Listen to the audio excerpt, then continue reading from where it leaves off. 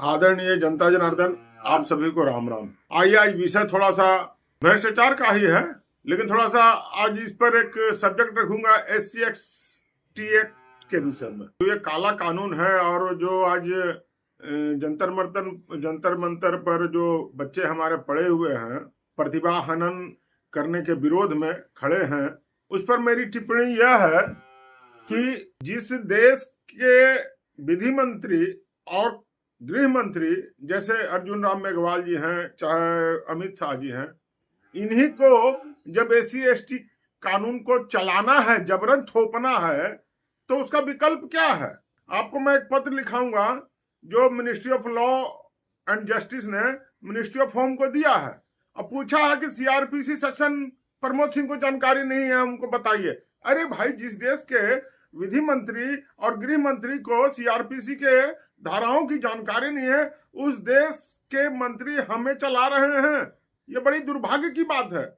या फिर वे जानते हैं कि इस पत्र के उद्भेदन से SC/ST एक्ट का जो काला कानून है, इसमें संशोधन करना पड़ेगा। अतः मैं सारे लोगों से कह रहा हूं, सामान्य वर्ग के लोगों से, कि जो भी इस काले कानून के विरोध में खड़ा होना चाहते हैं, चाहे वो दलित वर्ग के लोग हैं, चाहे वो OBC के लोग हैं, या फिर सवर्ण वर्ग के लोग हैं, मेरे इस पत्र का उपयोग करें और सरकार से पूछें कि आखिर ये काला कानून क्यों, और इस कानून का उद्भेदन जो झूठा जो आरोप लगा करके लोगों को जेल में ठेल दिया जा रहा तो इसकी जांच कब और कैसे की जाएगी?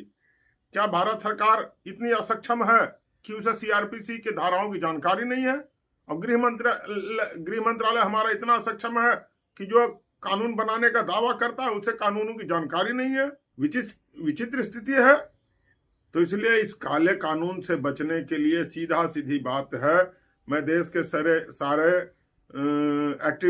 एक्टिविस्ट को कह रहा हूं कि जो सुप्रीम कोर्ट का रुख कर रहे हैं वह इस पत्र को लगावें, नहीं तो PIL दर्ज करें कि जिस देश के विधि मंत्री एवं कानून मंत्री, गृह मंत्री को देश के कानूनों की जानकारी नहीं है, तो वो ऐसे पद को कैसे संभाल सकते हैं? तो मैं चाहूंगा, बड़े बड़े लीडर्स लोग हैं, कि इस मामले को PIL में ले जाएं, SC/ST एक्ट में संशोधन करना पड़ेगा।